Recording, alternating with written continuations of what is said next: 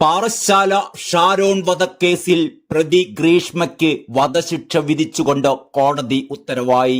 Neyyattinkara additional sessions കോടതിയാണ് ശിക്ഷ വിധിച്ചത്.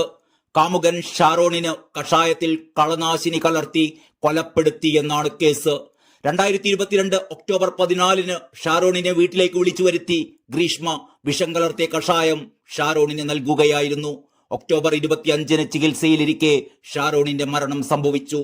കേസിലെ 1-ാം പ്രതി ഗ്രീഷ്മയെയും 3-ാം പ്രതി അമ്മാവൻ നിർമ്മലകുമാറിനെയും കോടതി കുറ്റക്കാരെന്ന് കണ്ടെത്തിയിരുന്നു. 2-ാം പ്രതി അമ്മ സിന്ധുവിനെ കോടതി വെറുതെ വിടുകയും ചെയ്തിരുന്നു. കോടതിയിൽ എത്തിച്ച സമയം മുതൽ ഗ്രീഷ്മ കരയുകയായിരുന്നു. വിധി കേൾക്കാൻ ഷാരോണിന്റെ അച്ഛനും അമ്മയും സഹോദരനും കോടതിയിലെത്തിയിരുന്നു.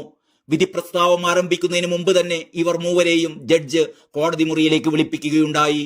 586 പേജുള്ള കോടതി വിധിയാണ് വായിച്ചത്. കേരള പോലീസിന് കോടതി അഭിനന്ദനങ്ങൾ അറിയിച്ചു. പോലീസ് അന്വേഷണം അതിൽ സമർത്ഥമായി തന്നെ നടത്തി. അന്വേഷണ രീതി മാറിയ കാലത്തിനനുസരിച്ച് പോലീസ് മാറ്റി. സാഹചര്യ തെളിവുകൾ നല്ല രീതിയിൽ ഉപയോഗിക്കുകയും ചെയ്തു. കുറ്റകൃത്യം ചെയ്ത അന്നു മുതൽ തനിക്കെതിരായ തെളിവുകൾ താൻ സ്വയം ചുമന്ന് നടക്കുകയായിരുന്നു എന്ന് പ്രതി അറിഞ്ഞിരുന്നു. വിവാഹ നിശ്ചയത്തിന് ശേഷവും ഷാരോണുമായി പ്രതി ലൈംഗിക ബന്ധത്തിൽ ഏർപ്പെട്ടു എന്ന് തെളിഞ്ഞതായും കോടതി വിധി പ്രസ്താവത്തിൽ വ്യക്തമാക്കി. ബന്ധം അവസാനിപ്പിക്കാൻ തീരുമാനിച്ചാൽ വിഷം നൽകി കൊലപ്പെടുത്തുന്നത് സമൂഹത്തിന് തെറ്റായ സന്ദേശം നൽകും. മരണക്കിടക്കയിലും ഷാരോൺ ഗ്രീഷ്മയെ സ്നേഹിക്കുകയായിരുന്നു. ഗ്രീഷ്മ ശിക്ഷിക്കപ്പെടാൻ ഷാരോൺ ആഗ്രഹിച്ചിരുന്നില്ല. ഷാരോണിന് പരാതി ഉണ്ടോ ഇല്ലയോ എന്നത് കോടതിക്ക് മുമ്പിൽ പ്രസക്തമല്ല. അതേസമയം സ്നേഹബന്ധം തുടരുമ്പോഴും ഷാരോണിനെ കൊലപ്പെടുത്താൻ ഗ്രീഷ്മ ശ്രമിച്ചു. ലൈംഗിക ബന്ധത്തിൽ ഏർപ്പെടാം എന്ന് പറഞ്ഞാണ് ഷാരോണിനെ വിളിച്ചു വരുത്തിയത്. ജ്യൂസിൽ എന്തോ പ്രശ്നങ്ങളുണ്ട് എന്ന് ഷാരോണിന് ബോധ്യമുണ്ടായിരുന്നു. അതുകൊണ്ടാണ് ഷാരോൺ വീഡിയോ ചിത്രീകരിച്ചത് എന്നും കോടതി ചൂണ്ടിക്കാട്ടി. 11 ദിവസം ഒരു തുള്ളി വെള്ളം ഇറക്കാൻ പോലും ആവാതെ ഷാരോൺ ആശുപത്രിയിൽ കിടന്നു. വിശ്വാസവഞ്ചനയാണ് ഗ്രീഷ്മ നടത്തിയത്. ഗ്രീഷ്മയെ വാവ എന്നായിരുന്നു ഷാരോൺ വിളിച്ചത്. പ്രകോപനമൊന്നുമില്ലാതെയായിരുന്നു കൊലപാതകം നടത്തിയത്. ഗ്രീഷ്മയെ ഷാരോൺ മർദ്ദിച്ചതിന് തെളിവില്ല എന്നും കോടതി പറഞ്ഞു. കുറ്റകൃത്യം ചെയ്തിട്ടും അവസാനം വരെ പിടിച്ചു നിൽക്കാൻ ശ്രമിച്ച കൗശലം വിജയിച്ചില്ല.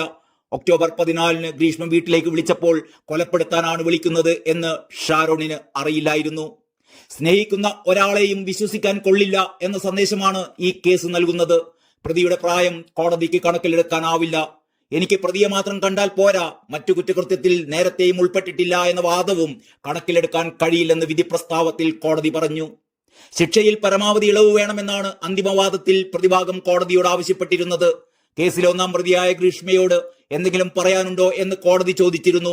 തുടർന്ന് ഗ്രീഷ്മ കാര്യങ്ങൾ എഴുതി നൽകുകയായിരുന്നു.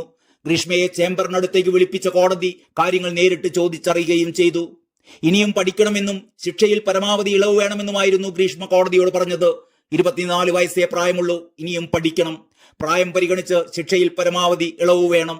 തനിക്ക് മറ്റ് ക്രിമിനൽ പശ്ചാത്തലം ഇല്ലെന്നും ഗ്രീഷ്മ കോടതിയിൽ പറയുകയുണ്ടായി. വിദ്യാഭ്യാസ രേഖകളും കോടതിക്ക് കൈമാറിയിരുന്നു. കേസിൽ പ്രതിക്ക് വധശിക്ഷ നൽകണമെന്ന് പ്രോസിക്യൂഷൻ വാദിച്ചപ്പോൾ അതിനെ എതിർത്ത പ്രതിഭാഗം എങ്ങനെ വധശിക്ഷ നൽകാനാകുമെന്നും കേസിൽ സാഹചര്യ തെളിവുകൾ മാത്രമേ ഉള്ളൂവെന്നും വാദിക്കുകയുണ്ടായി.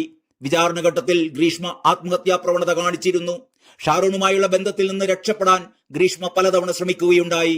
പക്ഷേ ബന്ധം ഉപേക്ഷിക്കാൻ ഷാരോൺ കൂട്ടാക്കിയില്ല എന്നും പ്രതിഭാഗം പറയുകയുണ്ടായി. ഗ്രീഷ്മയുടെ സ്വകാര്യ ദൃശ്യങ്ങൾ കാണിച്ച് ഷാരോൺ ഭീഷണിപ്പെടുത്തിയിരുന്നു. കിടപ്പുമുറിയിലെ ദൃശ്യങ്ങൾ പോലും ഷാരോൺ പകർത്തി. ഒരു സ്ത്രീക്ക് സഹിക്കാവുന്നതിനും അപ്പുറമുള്ള കാര്യങ്ങളാണ് ഷാരോൺ ചെയ്തത് എന്നും പ്രതിഭാഗം വാദിച്ചു നോക്കി. ഗ്രീഷ്മയ്ക്ക് ആത്മഹത്യ ചെയ്യാനുള്ള സാഹചര്യം ഷാരോൺ ഉണ്ടാക്കിയെന്നും ഷാരോണിന് സാമൂഹിക വിരുദ്ധ പശ്ചാത്തലമുണ്ടെന്നും പ്രതിഭാഗം ആരോപിച്ചു. ശിക്ഷയിൽ പരമാവധി ഇളവ് വേണമെന്നും പ്രതിയെ മാനസാന്തരപ്പെടുത്തി പുനരധിവാസം ഉറപ്പാക്കാനുള്ള കടമ കൂടി സമൂഹത്തിനുണ്ടെന്നും പ്രതിഭാഗം കോടതിയിൽ പറയുകയുണ്ടായി. എന്നാൽ ഷാരോൺ വധക്കേസ് അപൂർവങ്ങളിൽ അപൂർവമാണ് എന്നായിരുന്നു പ്രോസിക്യൂഷന്റെ വാദം. പ്രതിക്ക് പരമാവധി ശിക്ഷ നൽകണം. ഒരു ചെറുപ്പക്കാരനെയല്ല, സ്നേഹം എന്ന വികാരത്തെ കൂടിയാണ് പ്രതി കൊലപ്പെടുത്തിയത്. പ്രതിക്ക് ചെകുത്താന്റെ ചിന്തയാണ്. സ്നേഹം നടിച്ച് വീട്ടിലേക്ക് വിളിച്ചു വരുത്തിയാണ് കൊലപാതകം. ആദ്യ കൊലപാതക ശ്രമം പരാജയപ്പെട്ടപ്പോൾ വീണ്ടും അതിന് ശ്രമിച്ചു. കൃത്യമായ ആസൂത്രണത്തോടെയായിരുന്നു കൃത്യം നടത്തിയത് എന്നും പ്രോസിക്യൂഷൻ വാദിക്കുകയുണ്ടായി.